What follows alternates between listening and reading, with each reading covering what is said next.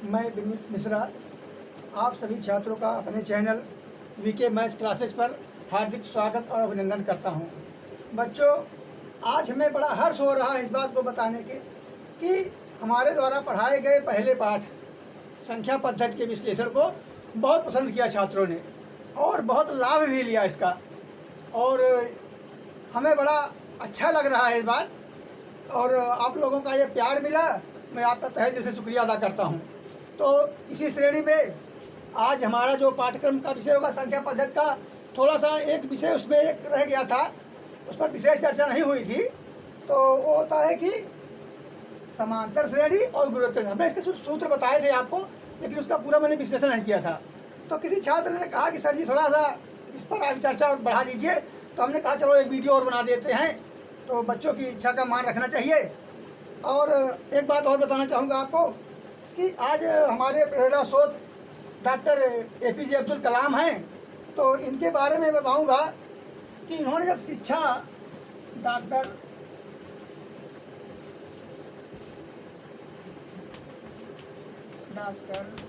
APJ Abdul Kalam,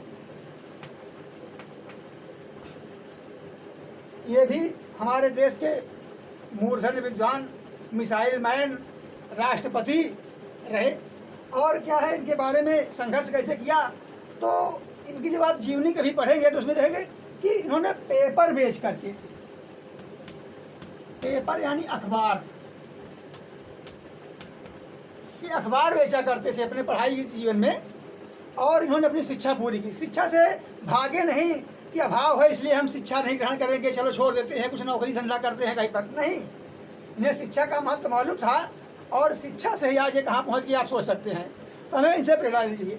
एक बात और बताना चाहेंगे आपको कि एक दिवस के रूप में विश्व छात्र दिवस, विश्व छात्र दिवस आपको पहले जानना है कि कब मनाया जाता है। ये मनाया जाता है 15 अक्टूबर को। 15 अक्टूबर को मनाया जाता है। और 15 अक्टूबर को क्या था, इनका संबंध इससे था, इसलिए मैं आपको चर्चा कर रहा हूँ कि 15 अक्टूबर 1931 को इनका जन्म दिवस है। कहाँ जन्म हुआ था इनका? मद्रास में। तो इनके जन्म दिवस पर हम लोग मनाते हैं विश्व छात्र दिवस।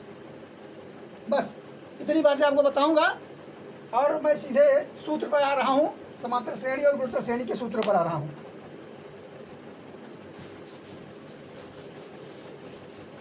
जैसा कि आप थंबनेल देख ही रहे हैं, हमारा जो आज का विषय था ऐसा था। तो समांतर श्रेणी की पहले हम बात करते हैं। तो समांतर श्रेणी,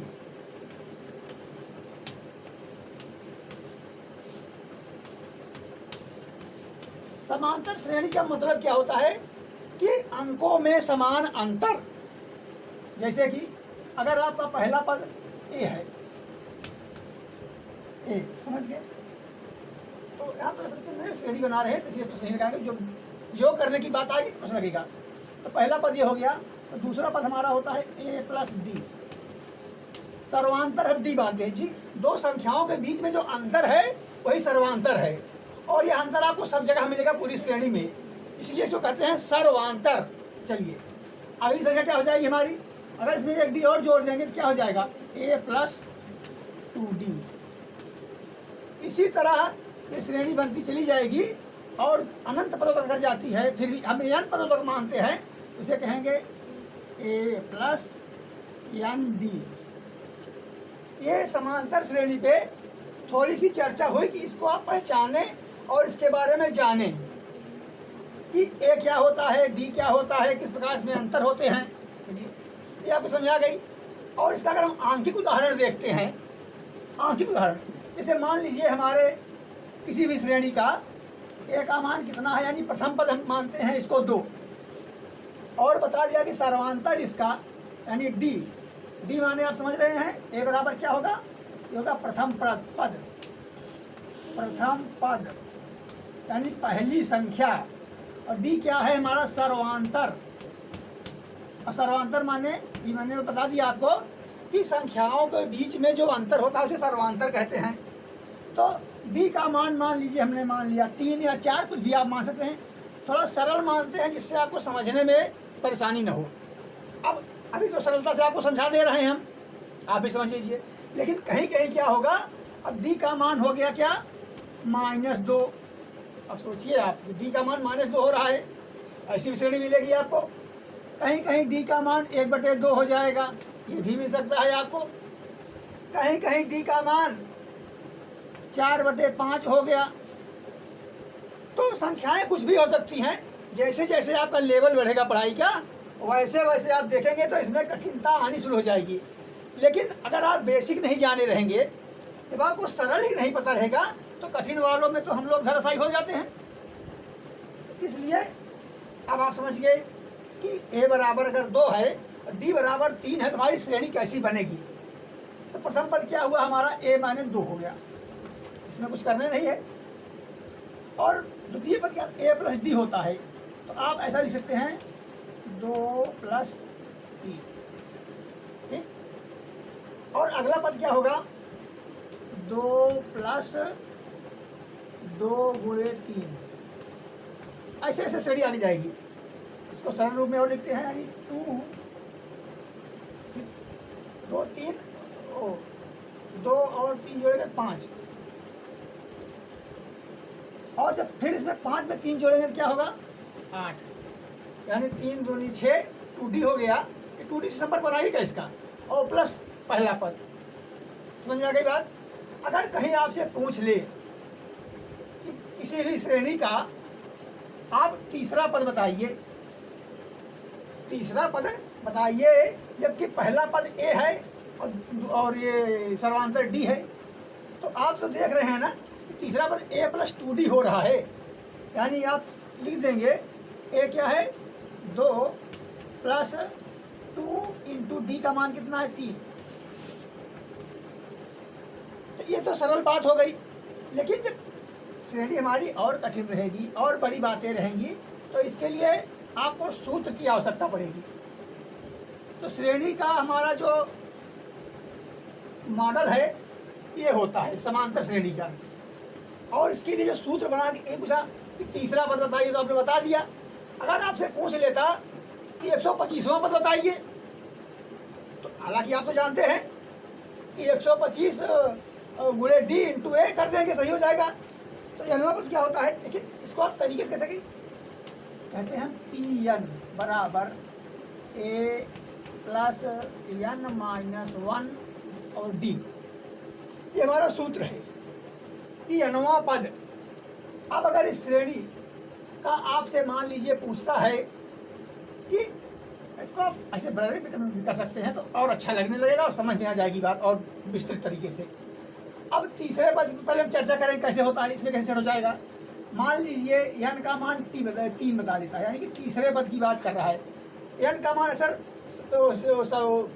श्रेणी के जिस पद की बात करता है उसे जैसे कि कौन सा पद है, पदों की संख्या वाली बात n से निरूपित करता है अक्सर। इसे आप याद रखें। अगर कहीं n का मान ही दे दिया कि श्रेणी में n का मान इतना है, तो आप सोचें कि n क्या हो गया, अब n को कहाँ रखें, क्या बनाए इसका, नहीं, n का मान होगा कि किस पद की बात कर रहा है।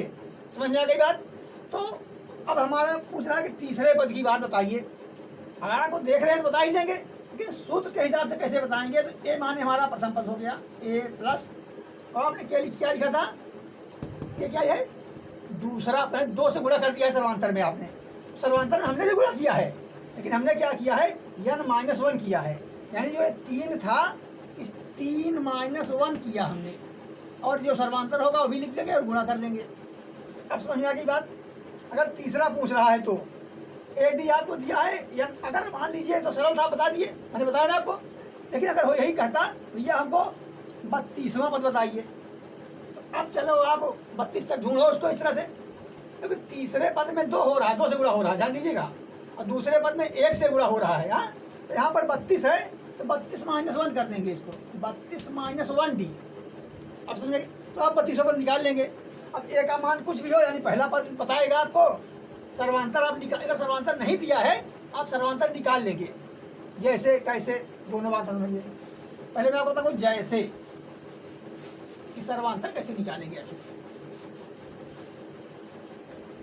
यही श्रेणी है। अगर आपको बताना पड़े कि सर्वांतर क्या है तो हरदम क्रमवार जो ये हमारे पद हैं, इसको मान लो हम पहला मानते हैं, इसको हमने दूसरा मान लिया और इसको तीसरा पद मान लिया। अरे एक ही तरह लिखा जाता है, थोड़ा सा नहीं आप सोचेंगे कि कोई रोमन तो कोई हिंदी तो कोई अंग्रेजी चल रही है, तो खैर एक दो तीसरा पद है। इसी प्रकार अनंत पद होते हैं, हो सकते हैं इसके। तो कभी भी अगर आपको डी का मान निकालना हो तो आप दूसरे पद में से पहले पद को घटा देंगे। इसी तरह से आप तीसरे पद में से दूसरे पद को घटा देंगे और आगे बढ़ते हैं तो आप चौथे पद में से तीसरे पद को घटा देंगे। सर्वांतर का मान सेम आएगा। अब इसकी हम परीक्षा ले लेते हैं कि जो लिखा बताया गया हमें अभी तक ये कहाँ तक सही बोल रहे हैं, क्योंकि अगर आप इसकी परीक्षा ले लेंगे तो आपको सवाले और सूत्र का डेरिवेशन याद हो जाएगा। चलिए हम डी का मान कैसे निकालेंगे। हमने बताया कि दूसरे पद से पहले पद को घटा देंगे तो डी का मान है। दूसरा पद क्या है हमारा ए प्लस डी, पहला पद क्या है माइनस ए। अब अगर सर्वांतर सभी बराबर रहता है तो ये तो हमारा पहले दूसरे का संबंध हो गया। हम तीसरे और दूसरे का संबंध देख लेते हैं। तो तीसरा क्या है ए प्लस 2d माइनस ए प्लस डी। अब देखते हैं कैसे होता है। जब ब्रैकेट खोल देंगे ए प्लस, हमने बी लिख दिया सारी, आप थोड़ा सा इसके लिए हमें क्षमा कीजिएगा। अब देखते हैं ए प्लस ए, हाँ समझ आई बात। ए प्लस डी माइनस ए, जैसे ब्रैकेट खोलेंगे तो ये ऋण है और ये धन में है तो दोनों कट जाएंगे या घट जाएंगे, तो सर्वांतर यहाँ क्या बच गया डी बच गया। यानी इस तब से सही होता है कि इन्होंने जो डी का मान निकालने की बात की है ये भी सही है। क्या इसमें भी यही होगा? तो इसमें भी देखते हैं क्या होता है, क्या डी ही आता है। तो ये माइनस में ये है, ये प्लस में है, ये काट गया और ये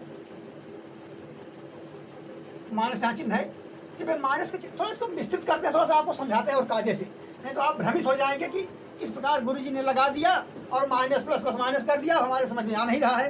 तो हम यहाँ आपको एक एक बात समझाने आए हैं कि आपसे कोई बेसिक बातें छूटने ना पाए, जिससे कभी अगर आपको कोई कठिनता सवाल मिले तो पता लगा आपको बेसिक भी नहीं आता है और कठिनता में तो आप रट रहे हैं उसको ऐसे ऐसे लगा लेंगे। तो नहीं, जब आपको बेसिक मालूम होगा तो आगे आप लड़ाई लड़ने लायक रहेंगे उस पर।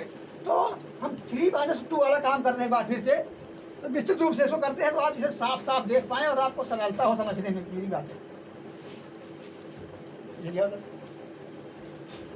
तो है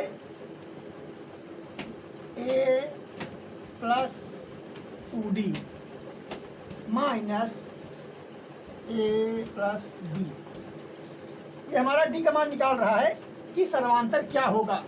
तो सर्वांतर में अब इसको ब्रैकेट को खोल देते हैं हम, तो लिखेंगे हम ए प्लस 2d माइनस, मैंने बताया था आपका कि चिन्हों को किस प्रकार गुणा होता है। तो जब ये माइनस है और हर संख्याएं अगर कोई चिन्ह नहीं लगा है तो धनात्मक होती हैं। इसको आप ध्यान रखेंगे कि अगर संख्याओं में कोई चिन्ह नहीं लगा है तो धनात्मक मानी जाती हैं। चाहे आप इसको लिख दीजिए कि धन है, चाहे न लिखिए धन को, फिर भी आप इसको धनात्मक ही मानेंगे। तो ये धन और ऋण, पहले जब ब्रैकेट खुलेगा तो पहले दोनों चिन्ह आपस में लड़ जाएंगे, यानी इस माइनस का मुकाबला पहले इसके चिन्ह से होगा।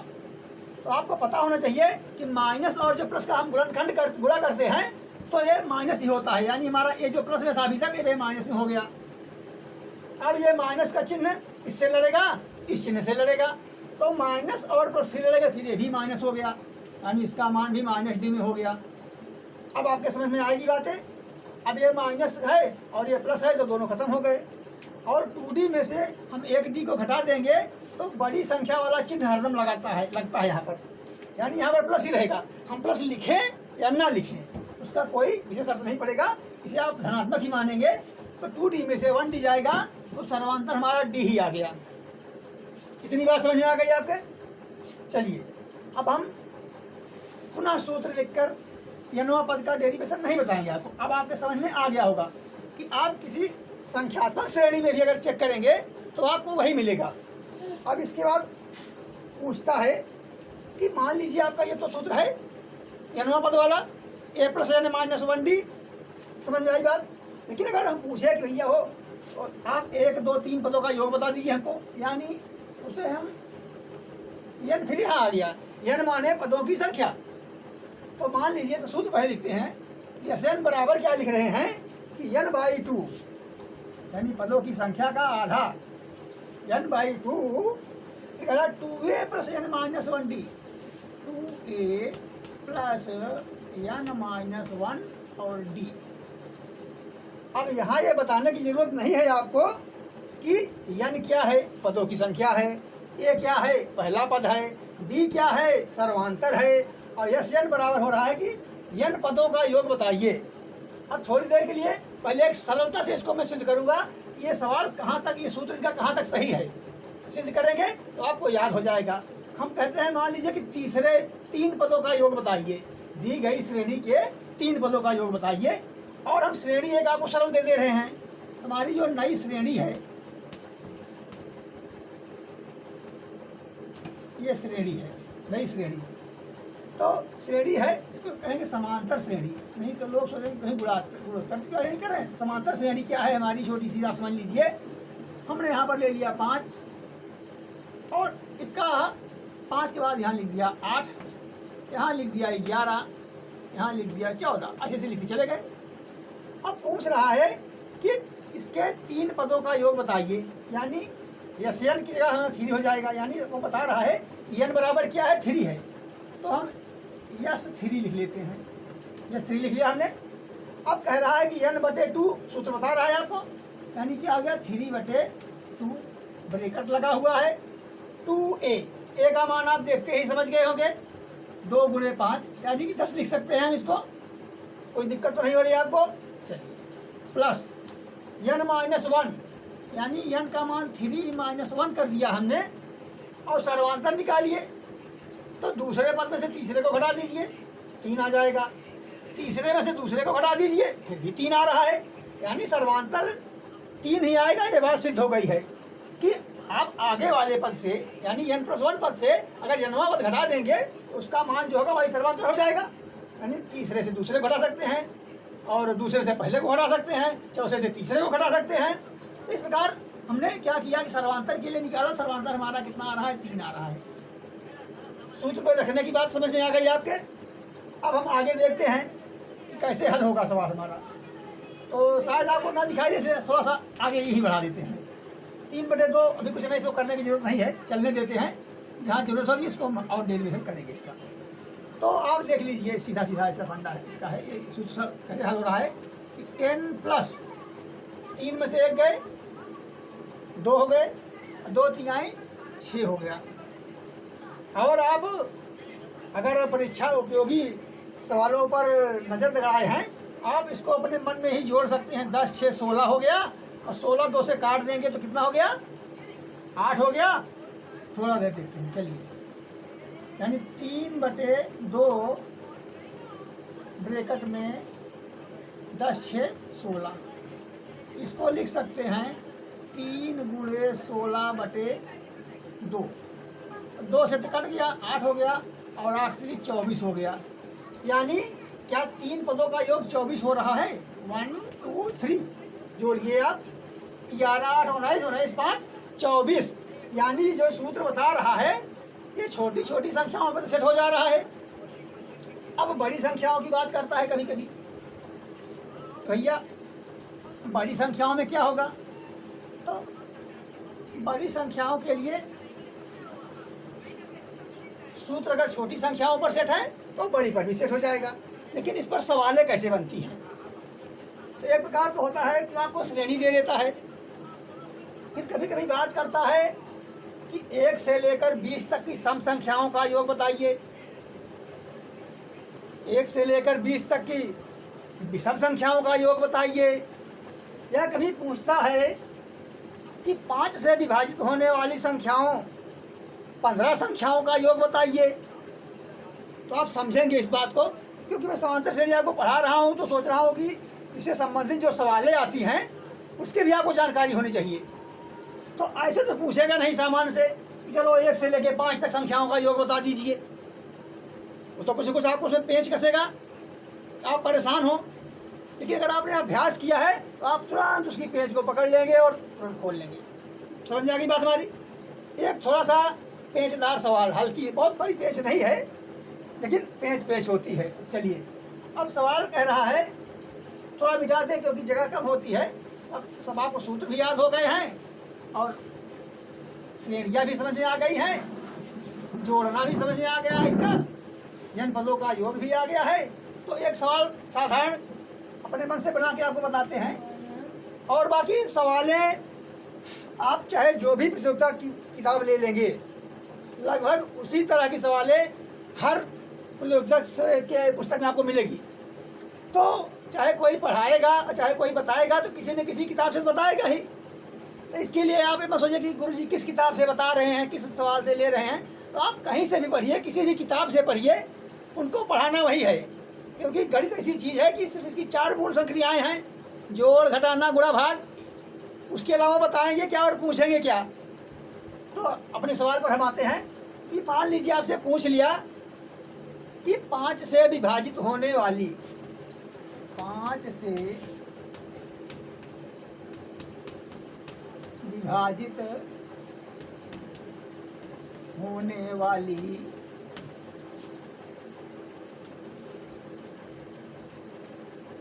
क्रमशः, नहीं तो आप 20-20 से ले लीजिए, क्रमशः 6 संख्याओं का योग बताइए। अब ये सवाल आ गई आपके सामने। तो अब इसका जो सरल तरीका है कि 5 से विभाजित होने वाली क्रमशः 6 संख्याओं का योग बताइए। अब क्रमशः में लगा सकता है कि प्रारंभ से, यानी कि 1 के बाद आप शुरू कीजिए। ये सवाल बनाने का तरीका होता है कि वो कहीं से आप उनको पकड़ न सके, उसमें लिख देंगे कि 1 से शुरू होने वाली, 1 के बाद से, ऐसा कुछ लिख देंगे। लेकिन आप समझ लीजिए क्रमशः मतलब शुरू से ही क्रम चलता है, तो 6 संख्याओं की बात कर रहा है। अब बिना श्रेणी लिखे उसने आपसे श्रेणी के योग की बात पूछ ली। अगर इसको हम श्रेणी में बनाएंगे तो कैसे श्रेणी बनेगी हमारी? कि क्रमशः 6 संख्याओं का योग जो 5 से विभाजित हो जाए। तो पहला ही पद आपका तो हो गया 5, जो 5 से विभाजित हो जाएगा, और दूसरा पद क्या हो गया आपका? 10 हो गया, फिर 15 हो गया, फिर 20 हो गया, फिर 25 हो गया, और फिर 30 हो गया। ये हो गया। तो अगर आपसे इसका योग पूछ ले तो आप लगभग बहुत देर नहीं लगेगी, आप सीधे जोड़ के बता देंगे। लेकिन अगर मान लीजिए आपसे पूछता भैया हो 91 के अंतर में, चलिए आगे बढ़ा दिया मामला कि 91 के अंतर में क्रमशः आने वाली 6 संख्याओं का योग बताइए। तो पहली संख्या आपकी हो जाएगी क्या? 91, और दूसरी होगी 91 का अंतर हो रहा है, तो यानी 91 + 91 + 91 से मतलब आप लिखते चले जाएंगे। तो इसमें आपको दिक्कत हो जाएगी आपकी, क्योंकि बार जोड़ रहे हैं। तो हम छोटी संख्याओं से सेट करते हैं और आप बड़ी संख्याओं पर अपने आप लगा के देख लीजिएगा कि ये सूत्र कहाँ तक सिद्ध है और किस प्रकार की और इस वाले आती हैं। अच्छा, अब आपको उसने क्या क्या उसने बता दिया। ए का मान बता दिया, डी का मान बता दिया, और यल माने होता है आखिरी पद, इसका मान भी बता दिया है आपको। समझ आ गए? तो यहाँ पर योग की बात आती है। अभी तक हम आपसे यनवापद पूछ रहे थे, योग का सूत्र हमने आपको अभी शायद बता दिया। हाँ ठीक बता दिया। तो योग की बात करें तो योग में कभी कभी अगर अंतिम पद आ जाता है तो इसका योग और सरलता से निकालते हैं। तो अंतिम पद अगर दिया हो तो यन बराबर क्या होता है? ए प्लस यन, नहीं डिस्टर्ब नहीं करेंगे भाई, n/2, उसके बाद प्रथम पद प्लस अंतिम पद। समझ आए? अंतिम पद हमारा यल से निरूपित है, प्रथम पद ए से निरूपित है, और कई पदों की संख्या यानी 5 पदों की 6 संख्याओं के योग की बात कर रहा है। तो एक तो ये सूत्र था हमारा, और दूसरा सूत्र मैंने आपको बता चुका हूँ कि n/2 a + 2a + n-1d, 2 सूत्र हैं इसके। देखिए अगर अंतिम पद नहीं दिया होता, क्योंकि बड़ी संख्याएं हो जाती मान लीजिए इसे 5 बार से बता लिए आप, लेकिन जैसे मैंने कहा कि 95 के अंतर में बताइए, तो अंतिम पर पहुँचते पहुँचते भी आपको दिक्कत हो जाती थी। समझ आ गई बात? लेकिन इसमें क्या है, आपको आसानी से लगा ले रहे हैं। तो चलिए इस पर देख लेते हैं बस कि अब ए का मान क्या हो गया हमारा 5 हो गया, सर्वांतर हमारा 5 हो गया और यल बराबर 30 हो गया। मान रख देंगे सीधा सीधा इस पर। यन कितना है हमारा 6/2 है, और ए प्लस यल यानी 5 प्लस यल का मान 30 है यानी 35। इसको काट देंगे तो 3 हो जाएगा, और 3 पचे 15 की 5 हासिल 1, 3 त्रिका 9 1 10, 3 पचे 15 की 5 हासिल 1, 3 त्रिका यानी 105 योग हो गया। अब जोड़ के थोड़ा देखते हैं इसको तो कहाँ तक सही है। तो 5 15 को आप जोड़ लेंगे तो क्या हो जाएगा 25, आपका 20 हो गया। अब जब इसको आपने जोड़ लिया, इसको जोड़ लिया तो 20 हो गया, इसको जोड़ लिया तो 50 हो गया। समझा के बाद? और 50 20 70, 70 10 80, और 80 और 25 जोड़े तो क्या हो गया 105 हो गया।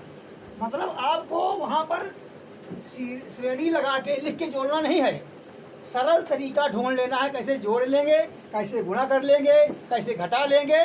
इनको आप अभ्यास करेंगे कि शार्ट से शार्ट फॉर्म आप इस्तेमाल करेंगे जो आपके दिमाग में ही जोड़ दे और घटा दे। तो ये समांतर श्रेणी की बातें हो गई, इस पर 2-3 सूत्र थे। तो अब इतना समय मैं नहीं लूँगा आपका कि आप भी ऊब जाएं हमसे, नहीं, मैं अब गुणोत्तर श्रेणी की तरफ बढ़ूँगा। तो आपको बता रहा हूँ कि गुणोत्तर श्रेणी क्या होती है। देखें, तो गुणोत्तर श्रेणी की बात करते हैं अगर हम, समांतर श्रेणी में आपको समझ में आ गई होगी, आप उस तरह अभ्यास करेंगे। अगर आपको कोई प्रॉब्लम हो रही है तो आप हमें कमेंट कीजिएगा और उसको मैं पुनः आपको ऐसा समझा दूंगा। फिर वही होगा ना कि गणित लगाई नहीं जाती है, गणित लगती है, और जब गणित लगती है न प्यास लगती है न भूख लगती है, गणित और सिर्फ गणित लगती है। तो आते हैं हम गुणोत्तर श्रेणी पर, और ये हमारी श्रेणी है गुणोत्तर श्रेणी। तो आप देख रहे हैं इसमें क्या हमने लिखा है कि ए आर की घाते 0, ए आर की घाते 1, ए आर की घाते 2, ए आर की घाते 3, इसी तरह ए आर की घाते n होता है।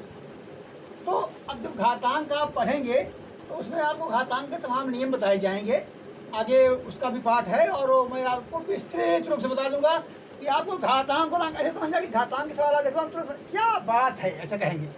तो किसी भी संख्या की अगर घात 0 में करते हैं तो उसका मान क्या होता है 1 होता है, आप समझ लीजिए। ऐसे जानते हो तो अच्छी बात है, न जानते हो तो जानिए। यानी 1 गुणे 1 हो जाता है, चाहे 1 लिखें या आर की घाते 0 लिख दें, आर की घात 0 बराबर 1 होता है। समझ में आ गई बात? तो प्रथम पद हमारा क्या बन रहा है a। अगर हर श्रेणी में प्रथम पद a माना जाता है, थोड़ा सा आसानी के लिए, और लगभग ये सार्वभौमिक हो गया है कि कहीं भी आप किसी से भी पढ़े, अगर एक ही मान बात कर रहा है तो प्रथम पद की ही बात कर रहा है, आपको क्लियर हो जाए। इसीलिए कोई इसको बदल के एम ओपी नहीं करता है। हम भी ये करेंगे जिससे आपको समझ में आ जाए। आप कैसे भी पढ़े, कहीं भी पढ़े, लेकिन आपको ये लगे कि हाँ हमारी और जिसने पढ़ाया है वो लगभग बात सेम जा रही है। चलिए आगे बढ़ते हैं। तो प्रथम पद हमारा यहाँ पर ए है, दूसरा पद ए आर है, इसको हटा देंगे तो आप ए आर स्क्वायर ऐसे शुरू करेंगे। समझ में आ गई बात हमारी? चलिए, तो ये आप श्रेणी देख रहे हैं, इस पर n पदों तक जा सकते हैं। अब इसका हम आंकिक उदाहरण देखते हैं कि थोड़ा इसका डेरिवेशन एक बार कर ले। चलो कि आर कैसे होता है, आर का मान कैसे आता है। जैसे मैंने समांतर श्रेणी बताया था आपको, तो इसमें गुणे का नियम है सबसे। जैसे पहले है a गुणे आर की घाते 0, पहला पद है हमारा ये पहला पद है। और अगर हम दूसरे पद की बात करेंगे तो इसका मान है a गुणे आर की घाते 1। समझ वाली बात? और जो हमारा तीसरा पद है इसमें लिखा है a गुणे आर की घाते 2। और चौथे की बात कर लेते हैं तो हो जाता है a आर की घाते 3। अब आपको ये तो पता हो गया कि पहला पद a होता है। चलिए, आप उससे पूछेगा कि सर्वांतर, इसमें सर्वांतर आर कहा गया है। अगर कहीं आर की चर्चा करें तो आप समझिए कि गुणोत्तर श्रेणी से संबंधित बातें कर रहा है, और अगर डी की बात कर रहा है तो अक्सर सर्वांतर में आता है वो। तो आर का मान कैसे निकालेंगे? तो नियम वही समांतर श्रेणी वाला लगेगा कि दूसरे, अब समांतर श्रेणी में क्या करते थे कि दूसरे पद से पहले पद को घटा देते थे। तो उसमें क्या था, जोड़ा जा रहा था इसलिए हम घटा दे रहे थे। अब इसमें क्या है, गुणा हो रहा है, और जब गुणा हो रहा है तो गुणा का उल्टा फिर भाग हो जाता है। अगर आपको गुणा जांचना है सही है गलत है तो आप भाग दे देंगे। अब कैसे दे देंगे, इसको आपने कक्षा 5 में पढ़ा होगा कि उत्तर की जांच करें। तो वो सवाल आपको आज काम दे रही हैं, वो भी एक बेसिक बातें हैं, तो जूनियर स्तर की बातें हैं। अब आप बड़े हो गए हैं और आप बड़े स्तर की बात कर रहे हैं, तो मैं आपको थोड़ा सा बड़े स्तर की बेसिक बातें बता रहा हूँ कि अगर आर का मान निकालना हो तो क्या करेंगे।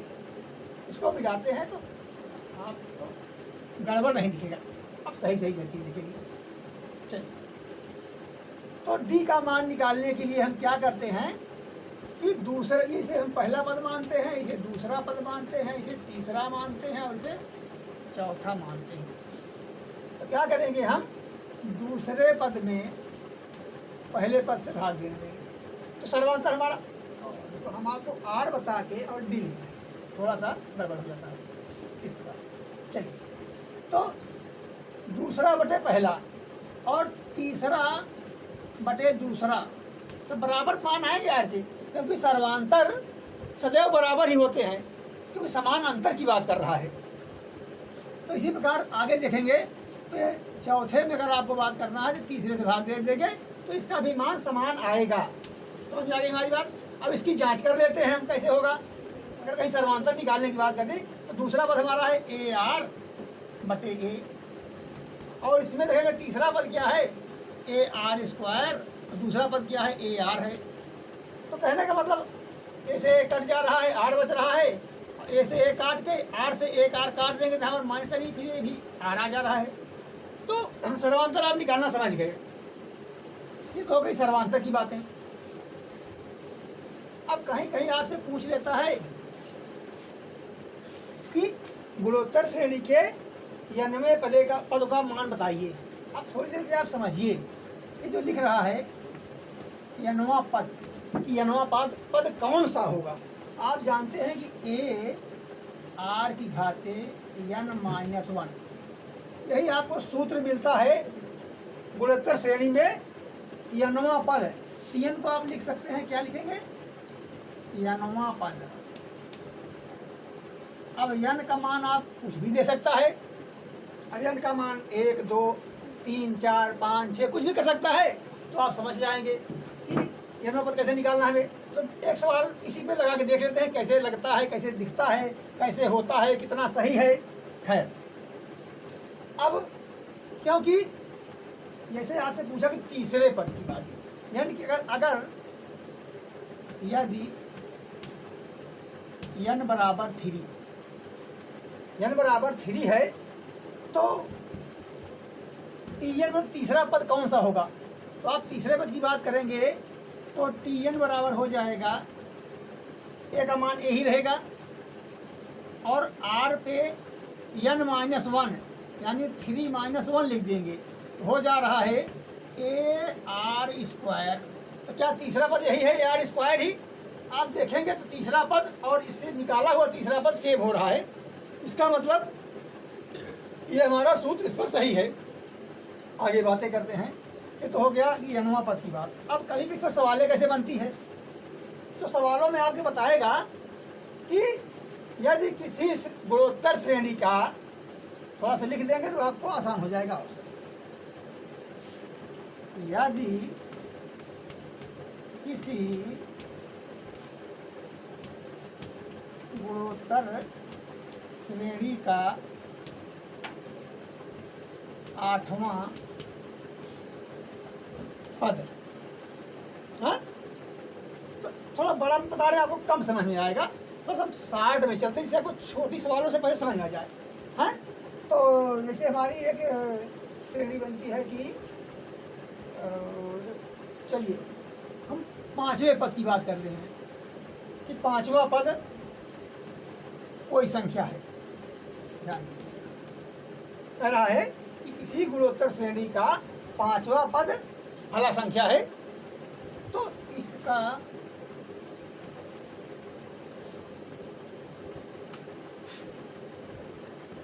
पहला पद बताइए जहां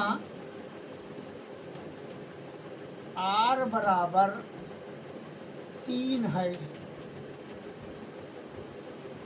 हाँ, r बराबर 3 है।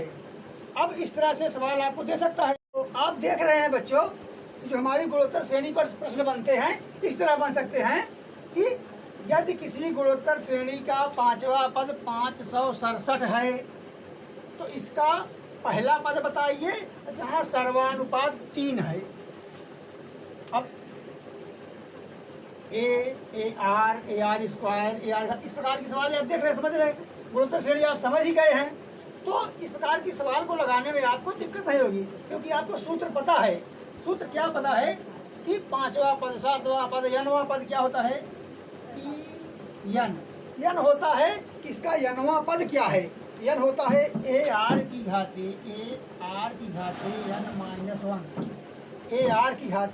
यन -1 हो गया। यहाँ पर यन का मान क्या है, पांचवा। इसका हाँ पांचवा पद बता रहा है। आपको यन का मान मालूम हो गया है, आर का मान मालूम है। अब आपको ए निकाला, यानी इसको सूत्र में रखेंगे तो टी एन माने पांचवा, तो T5 और T5 का मान क्या दिया है, 567 बराबर ए का मान नहीं दिया है। समझ में आया? ए को ए लिख दे रहे हैं और आर कितना है 3 और n -1 कितना हमारा हो रहा है, तो पांचवा, तो n -1 बराबर कितना हो गया, 5 -1 बराबर यानी 4। समझ में आ गई बात? यानी 3 की घाते 4 यहाँ लिख देंगे, नहीं तो आपको बहुत दूर चला जा रहा है। अब सही है, ये क्या है, पांचवा पद, ये हो गया Tn बराबर a इंटू आर की घाते n -1। समझ में आ गई बात? चलिए, तो ए का मान कैसे निकालेंगे, तो ए बराबर क्या होगा, इसको निकालते हैं थोड़ा सा, फिर इधर आ जाते हैं। ए बराबर आपको आ जाएगा, ए बराबर हो जाएगा 567 बटे 3 की घाते 4। समझ आ गई बात? चाहे इसको चलो हम 4 बार कर लेते हैं, 3 गुणे 3 गुणे 3 गुणे 3, ऐसा हो गया। अब काट लेते हैं इसको, तो 3 से क्या काटते हैं, चलो 9 से काटते हैं सीधा। 9 बचे 45, 9 छक 54, यानी 6 बार गया तो 54 हो गया। और 54 2 56 27, तो 9 3 27, यानी 9 से काटने पर 63 आ गया। और फिर जब 9 से काट देंगे तो बराबर 7 आ गया। तो यानी प्रथम पद हमारा 7 होगा। तो हमारा इस सवाल को बताने का मतलब ये था कि गुणोत्तर श्रेणी में आपको इस सूत्र के हिसाब से, सूत्र कहाँ गया हमारा, Tn बराबर, देखिए Tn बराबर ए आर की घात n -1। इसमें देखा जाए तो 3 चीज़ें प्रमुख हैं, ए आर और n। इन 3 चीज़ों का प्रभाव इसमें प्रमुखता से प्रयोग हुआ है। अब लगभग श्रेणी में सर्वांतर हुआ, प्रथम पद हुआ, यनवा पद हुआ, यन पदों का और योग हुआ।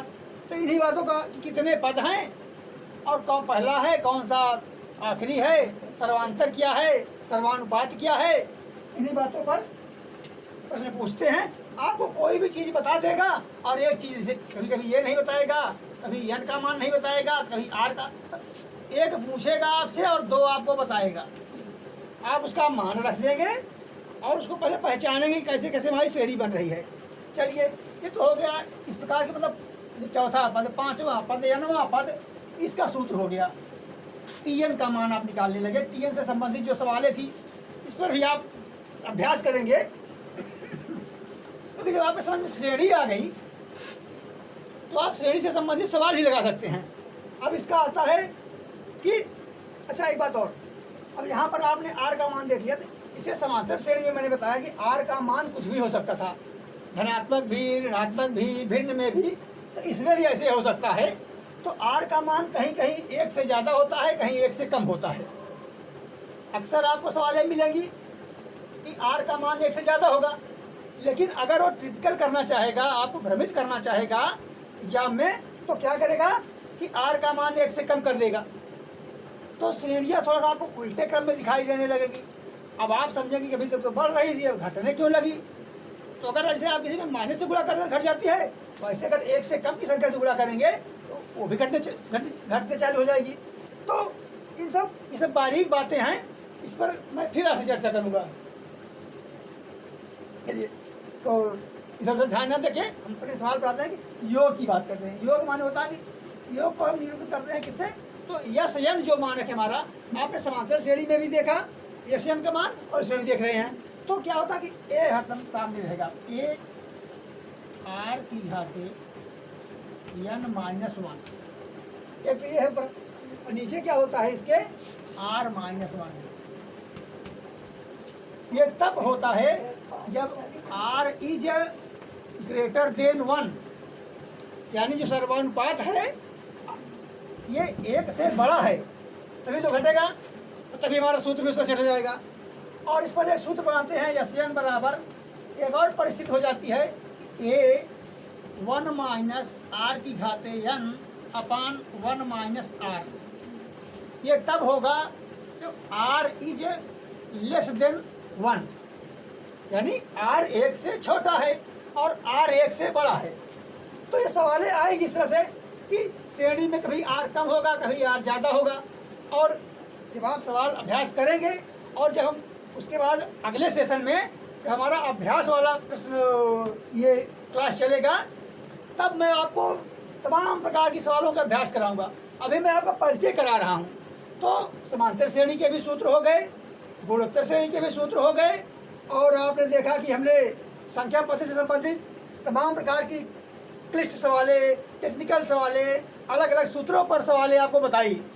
तो आप उन सूत्रों पर भी अपने मन से सवाल बना के, और नहीं मिल रही हैं, आपसे बन रही हैं, किताब से देख करके आप उसका अभ्यास करेंगे। आपको सूत्र कभी रटना नहीं पड़ेगा, 1 2 3 4 सवाल आप लगाएंगे तो आपका काम हो जाएगा। खैर, तो समय का अभाव है, और तो मैं आज की क्लास यहीं पर समाप्त करता हूं, और आप सभी बच्चों को बहुत बहुत धन्यवाद देता हूं। आपकी मेहनत को भी मैं प्रणाम करता हूं कि आपने हमारे चैनल से जुड़ के मेहनत की, कि पहले से कर रहे थे। और अगर हमारे चैनल के माध्यम से संख्या पद्धति संबंधित सवालों में आपको कुछ भी लाभ मिला हो, और आपको सहयोग हुआ हो, और आपको अच्छा लगा हुआ हो, तो आप हमारे इस चैनल को लाइक कर सकते हैं, सब्सक्राइब करें, और अपने दोस्तों तक शेयर भी करें, जिससे लोग इसको जानें और सब इसका लाभ उठा सकें। क्योंकि शिक्षा धन बांटने से बढ़ता है, घटता नहीं है। तो इन्हीं बातों के साथ मैं आप सबके उज्जवल भविष्य और स्वाभिमानी जीवन के लिए भगवान से प्रार्थना करता हूँ। आप सबको नमस्कार है और धन्यवाद।